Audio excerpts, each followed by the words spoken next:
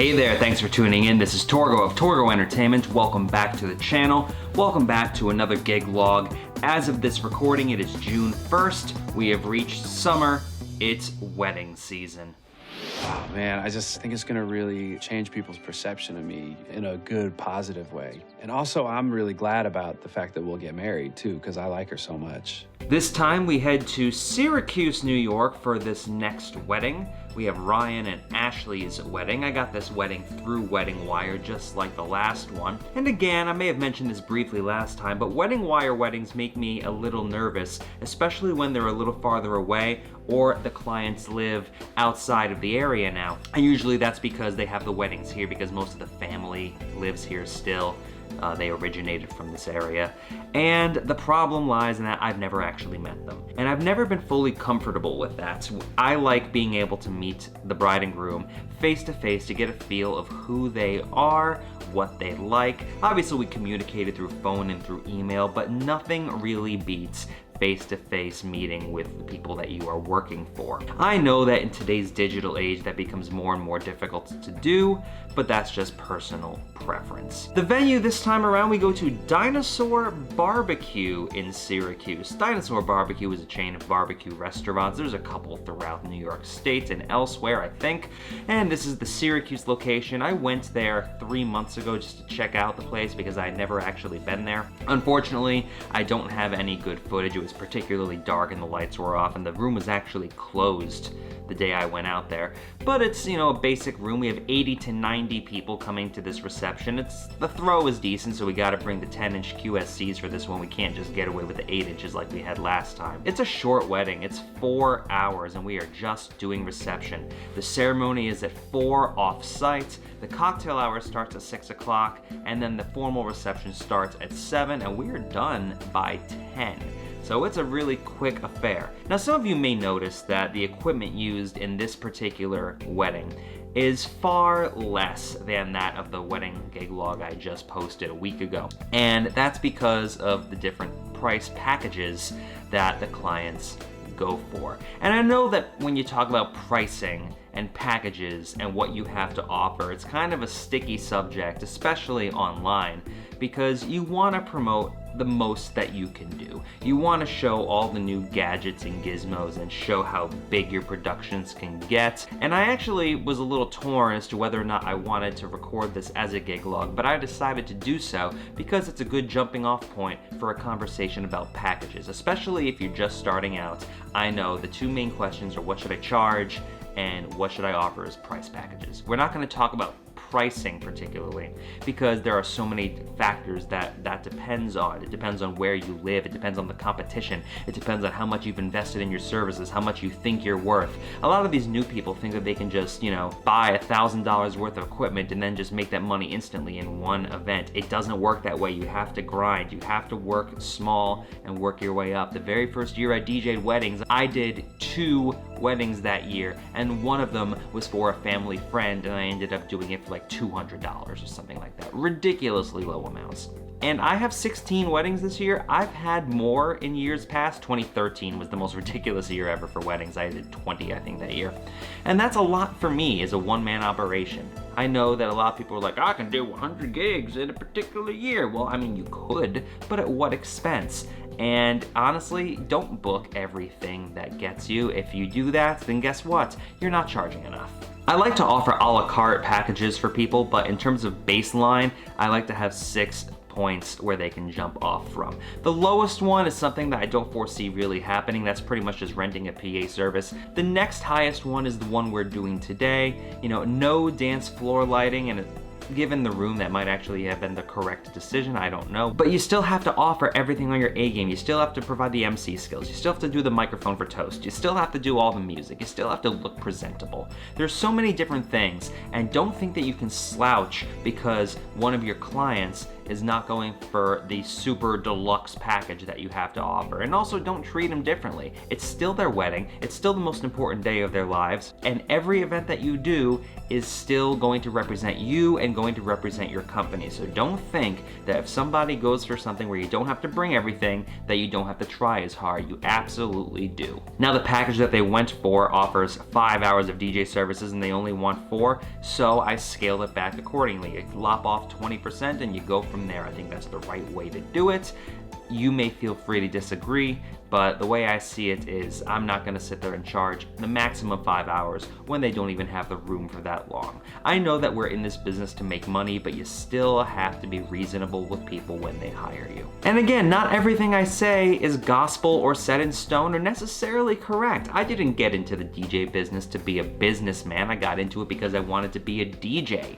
I think that holds true for most people. You got into this because you love doing it and you want to have fun and you want to entertain people. Unfortunately, none of us have business degrees. I mean, some of us might, I don't. But you have to just kind of roll with the punches and you learn as you go. So if you want your pro tip for this particular episode, don't worry too much about trying to charge an arm and a leg and to make money right away. If you're good at it, the money will come, the events will come. Now that that's out of the way, we actually have a fairly long drive, and how long is it? Well, you know what time it is. Let's go to the, look at that finger, let's go to the map. We have about an hour 45 drive from here to Syracuse. It is currently 1:15. I hope you're ready for this one. I'm ready. Leave a note in the comments section below if barbecue food has been a huge trend for you at weddings. In the past 2 or 3 years, a lot of people have been having barbecue catering service. I know this one's at the actual barbecue restaurants, but a lot of times people will have Dinosaur Barbecue or a local barbecue joint cater their wedding around here. Hell, this is a dinosaur. All our meats are gently tenderized to their optimum deliciousness. We got fine dinosaur meats. Took my money, paid me pay child support. Come on down here and get you a slice. I'm always a little hesitant though because that's a lot of barbecue sauce and stickiness and whatnot coming around and everyone's dressed up, so let me know if you like it or if that's something that's happening in your area. That's definitely a trend going on around here. Thanks for tuning in again. I hope you're ready for this wedding. I'm ready, so strap in. Let's go.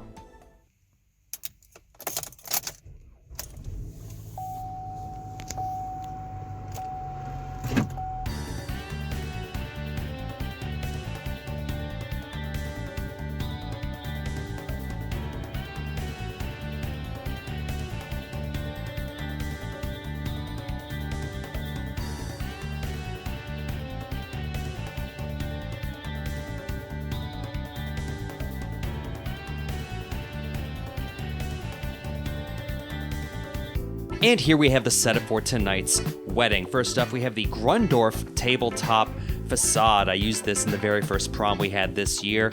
Just a standard white tablecloth, UB hex bars behind those, the UB12s. On top for my speakers, we have the QSC 10.2s, the ADJ CL200 light-up speaker stands, the hex bars behind that stuff. As I previously mentioned, we have it set on the amber preset. It works best with the ambience of the room. We have my tripod where my camcorder is going to sit most of the night, my Pioneer DDJ SX2 controller, tied up to my Samsung laptop, trackball mouse. Here's my ceremony microphone box. I showed this off at the last wedding. The Shure ULX microphones. We have one subwoofer underneath the table. We have the trash can. There's my power supply. We have it taped to the wall. And you may notice, there's the head table. So we're a little short on space. Regardless, it's still time to level up.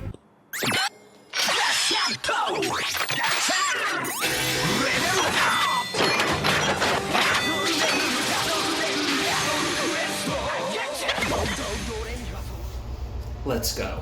And I want you to make as much noise as you can. Please give it up for your newlyweds, Ashley and Ryan Toole. Give it up for them.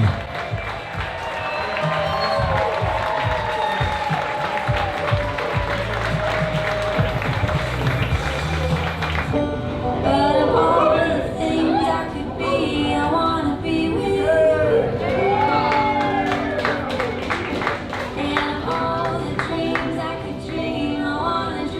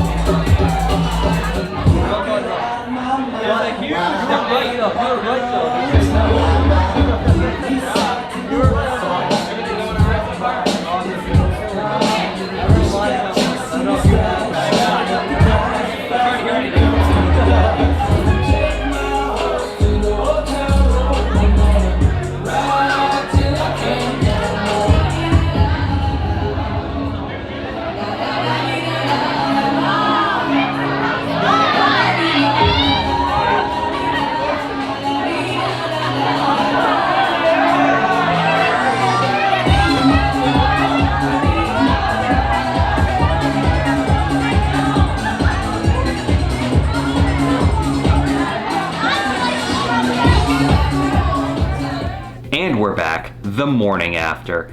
I have to tell you, this went a lot better than I thought it would. Had a couple problems going in. First off, on the route there, I didn't realize it was Ithaca Fest, which is pretty much a festival, according to my friend Jordan, where Ithaca celebrates not having the college kids there anymore, so I was stuck in traffic for about 30 minutes. Also an issue finding parking outside Dinosaur Barbecue.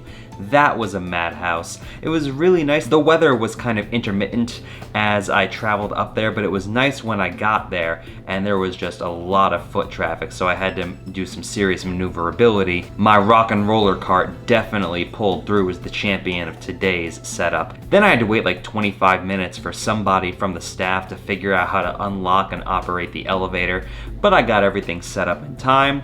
It was a little strange being on the same stage as the bride and groom, but we made it work.